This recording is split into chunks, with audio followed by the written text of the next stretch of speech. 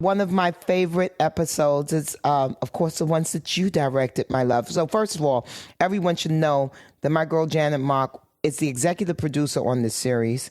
She also is a writer on the series, but yes, she also directed 2 episodes, which, it filled me with so much pride, and especially Screen Test, because for me, that was just the episode that was like representation matters. And that's that's what really resonated with me. But also another part of the story that really resonated with me was that when the young screenwriter Archie was told that, like, oh, maybe they're going to turn Peg into Meg, which would make it a black story. We'll have a black lead. And he's like, I didn't come to Hollywood to make race films. And I was like, wow. I felt that way in the past where, you're being given an opportunity and then people are like, well, then, and we'll make it black. And it's like, well, I am black and that's very important to me, but I'm not just black. So I wanted to have an opportunity to kind of explore different different facets of myself. And I felt that that's what Archie was saying. And I know for you, as someone who is a trans woman on the front lines of that battle, and always representing for the LGBTQIA community, and also being a black woman, there's so many things that you represent for. But did you connect with that part of Archie's struggle where he was like, wait a minute, I don't want to be pigeonholed?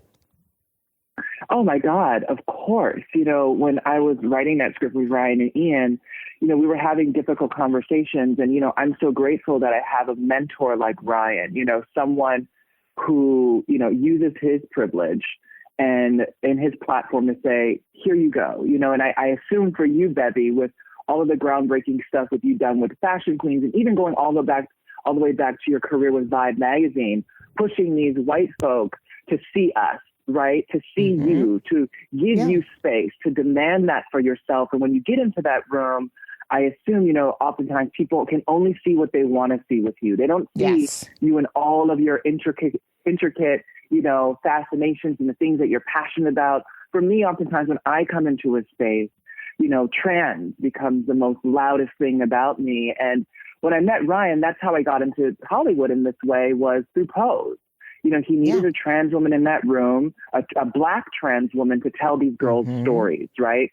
And but what he always had the foresight as a white gay man who broke boundaries as one of the only out showrunners in television in the 90s, he was like, I don't want to be pigeonholed. And I think he saw that in me. And so I'm lucky I have a mentor I don't have to fight with on that. He's already like, no, Janet's doing the show that's mostly about a bunch of white people in Hollywood. And she should be doing that show. And she should also be doing the show about the white kids in this prep school in California on The Politician. And, she has a lot of interest. And so I'm lucky I have someone like that. But we had these hard conversations where I was like, there were the only shot that Dorothy Dandridge had that made her a star was, Carmen, right? Carmen Jones. And it was it was a black picture. And when they took her out of that black picture, it's like, we don't know what to do with her. And I said, for Camille, I think we need to figure out something like that, right? That she's like, I want to be in it. This heroine should be black. And Archie's like, well, no, you're fucking up my picture, honey. Like, let's slow down, sis. Like, I have my own ambitions. And so it's the complicatedness around it, right? It's the internal fight and the push. And so I think that it's those layers that I think deeply resonate with a lot of professionals. And another scene that I hear people talk a lot about in that episode is also Archie sitting there and them telling him they're going to take his name off the picture, and how he sits there and he takes the critique and he takes the bad news, but we stay on him. I kept that camera on his face for a reason, because I've been there before, having to take disappointing news from my superiors, my white supervisors, who are telling me, you cannot do something. It's not your time now. You have to wait, honey. And it's just like that pain. It's like no one stays on our face when it's on that pain. Only we feel our pain. And I heard from so many Black brothers and sisters and siblings who are like, Janet, that choice to stay on Archie's face if he's hearing that news, thank you. And that's how we do this work, right? We're here so that we can speak to our people.